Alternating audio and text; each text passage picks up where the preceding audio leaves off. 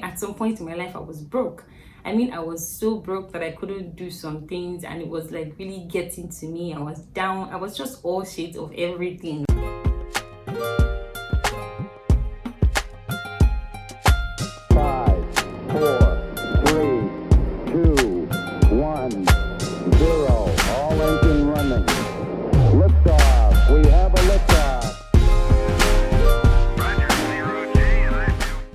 Hi guys, welcome back to my YouTube channel.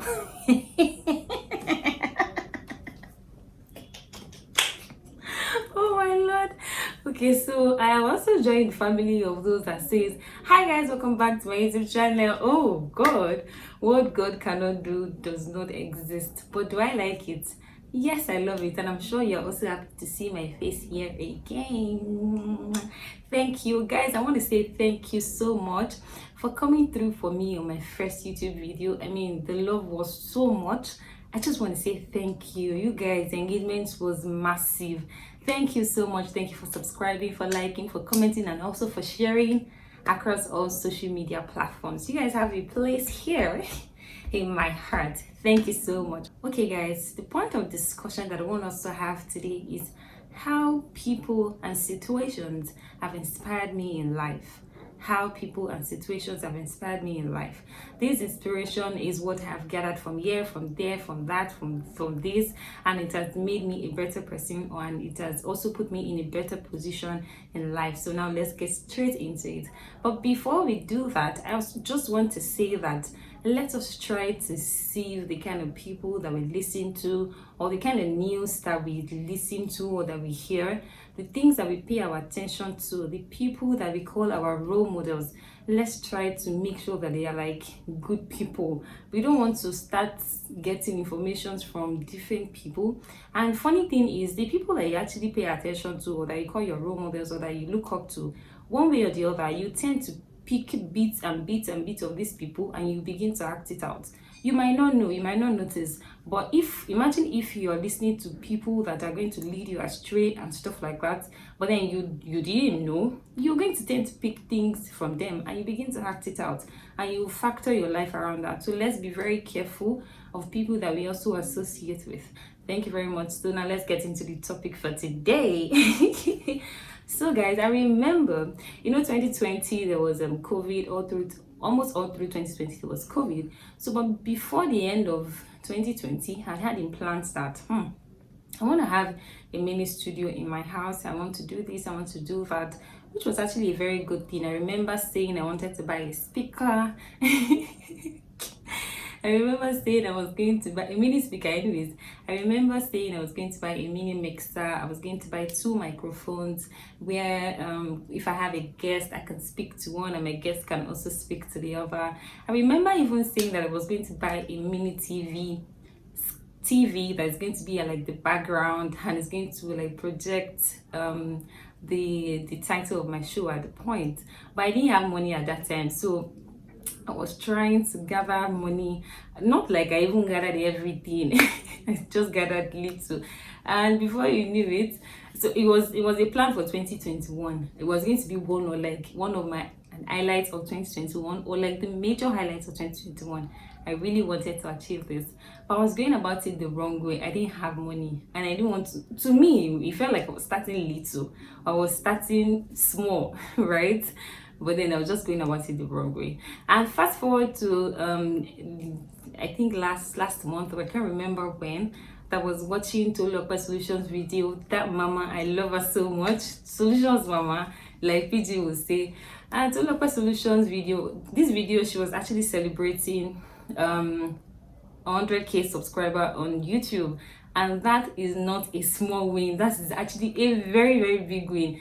This video, she talked about how she has started YouTubing 4 years ago. She talked about the process, she talked about what she went through, and it means that 4 years of consistency, 4 years of actually waking up every morning to say that, oh, I want to do this and I want to pursue this.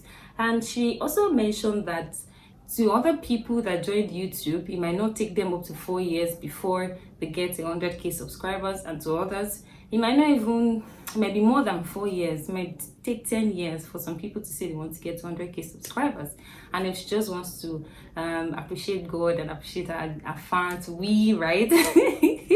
And then she also mentioned that if you want to start YouTube, make sure that you start it now. Like, you cannot say you're waiting for the best time to start. And that video was just it for me. I mean, I've had plans of saying I want to, start YouTube, or I had it in my head that I was going to start YouTube. But that was the video for me. And then she also talked about how she was filming with her phone at some point before she started acquiring gadgets. And funny thing is, in fact, I follow this lady very well, so I know all of this story, or I've seen these videos. So that video was like the breaker for me. Fast forward to when I also saw a video on one of my friends' status about that one that is in my first video, about saying means you don't respect yourself. If you have told yourself you're going to achieve something, or you're going to start YouTubing or start anything whatsoever, and you don't do it at that set time, means you don't respect yourself more. When I heard that, I was actually sad, and it was also funny to me. But I respect myself so much, so why am I having this layback of not starting my YouTube channel? These two videos, guys, they were the ones that gave me all the ginger that I need, all the strength that I need, that I just started planning. And one day I just woke up, I think it was on the weekend, I just woke up and I picked my camera and I'm like, okay, let's do this. And that brought me to my first YouTube video. So thank you guys so much. I'm saying thank you again because it's actually for a purpose. Like, I really want to appreciate everybody for the kind of love that you showed me on that first YouTube video. So these two videos, the Oluyosola Solutions video and this man's video, were the ones that actually pushed me. They were the inspiration that I needed. Like, if I have not seen those people talk, or I've not seen that video, I've not come across that video, maybe I'll probably still be postponing it. But then these two videos were the ones that pushed me to starting my own YouTube channel, like ASAP. The first reason why I went into tech was lack of funds. Guys, at some point in my life, I was broke. I mean, I was so broke that I couldn't do some things, and it was like really getting to me. I was down. I was just all shades of everything, right? And then I just brought myself down, right? I just sat myself down, like, guy, what exactly do you want to do with your life? I was in media, but work wasn't coming on so well like that. It was just on and off. And I still mentioned that I do some things in media, right? I still do MC, I still do presenting, but not at the detriment of my own 9 to 5 anyways. It has to be like I have a lot of time on my hand, or I can just squeeze out time to do it. But see, YouTubing is actually media too as well. So at that time, I couldn't do some things, and it was so heartbreaking for me. I have younger siblings, I couldn't come through for them as much as I want to. And I just sat myself down and said, okay, I think you have to do something with your life. And don't quote me wrong, there are people who are doing fantastically well for them in the media space. There are people who are cashing out big time in media space. So media has its own juice. So, and I'm not saying that if you're in media, you should leave your media list. Please, so that's not what I'm saying. I'm just talking from my own experience and what I've faced and how I've been able to maneuver those situations. So I decided to speak to one of my friends. Her name is Oluyosola. God bless you, Oluyosola. It was actually at her wedding that I had my first MC gig. Oluyosola just pulled me like this. She just pulled me out like this and put me on top of the world. And that one was another challenge. Just another, like, crossing the hurdle on its own.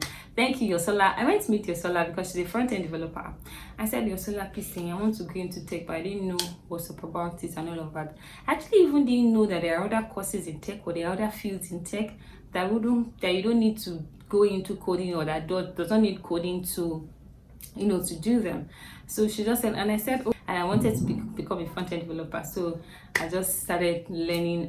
Another thing, that even made me say I was going to go for front-end was that one of my friends, Shareefah, she had a blog, or she still has a blog. But Shareefah, you have not been posting anything on your blog. I'm going to come for you. In fact, I'm publicly calling you out. I am publicly calling you out, Shareefah. Please do something about your blog. So there was one guy that she interviewed at one point. The guy is a front-end developer, and the guy was talking about process and how we started from, I think, any 80K or something. I can't remember how much the guy was earning at the point or at the time he started, and how he had transitioned into earning like over $1 million in tech. And I'm like, so people are actually making this kind of money in this life. Where have I been? In a legitimate way. Where have I been? I'm like, okay, I'm going to go into this thing too. So I started looking into front-end development. Yosola had put my legs in the right path. She had given me materials and everything to start studying. In fact, I did HTML. I learned HTML and I learned CSS. It was at the point of CSS I said, okay, this is getting too complicated. Let me just try something else. So I went back to her to say, Yosola, I want to try something else. Do you have any other option for me and all of that? And she told me that, okay, I could go to, she gave me the names of people that I can follow. She said, product management is actually not bad. You can look into product management. Yosola, thank you. I'm thinking about everything, and I can play it back in my head, and I just want to say thank you, Yosola. God bless you. So she gave me a list of people to follow to see how they are doing, the people in product management, to see how they are doing it and all that. And I was like, okay, let's try product management. Funny how product management is what I'm doing now, and I love so much. So I want to say thank you, Yosola. So I had this thing going on for me at that point.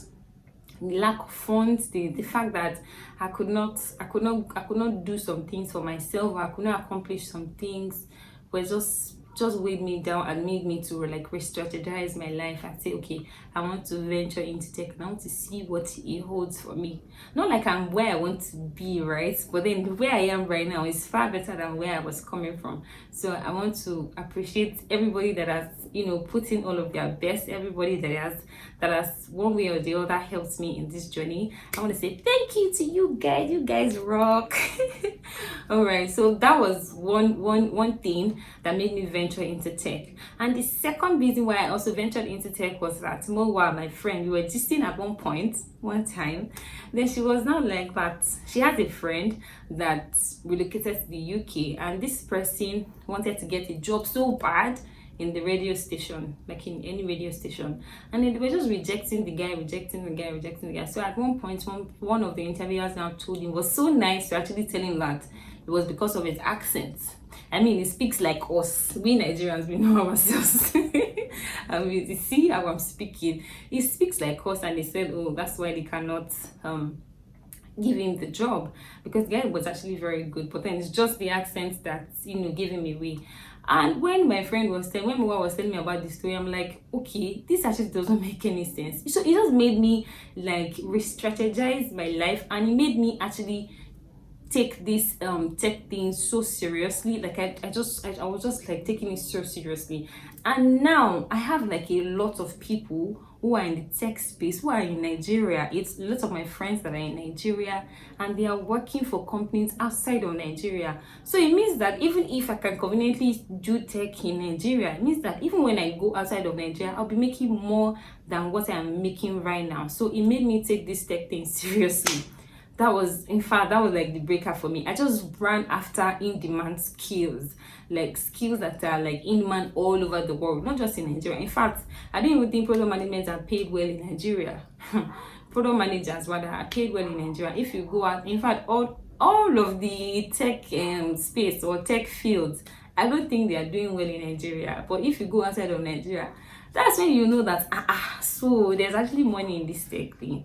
That's why everybody can actually come out to say, oh, they want to do tech, they are looking for gigs outside of Nigeria and all of that. And you can even be in your house, wake up in the morning, do your work, and you're cashing out in dollars, in pounds sterling, in euros, and all of that good stuff. So these things, these people, this situation, the fact that I didn't have money, and also the fact that my passion will not it's not so feasible outside of Nigeria. I mean, see, YouTube now, that I can actually wake up, if I move out of Nigeria, I can wake up to say, I want to continue my YouTubing journey and all of that good stuff, which is actually very good. So I just want to say that opportunity must actually meet something you're doing. It must actually meet you with something. You must be doing something when opportunity comes. I'm not a believer of opportunity comes but once. I actually think opportunity comes like many times, as many times as it wants to come, but then it has to meet you doing things. Opportunity has come and I've been able to grab them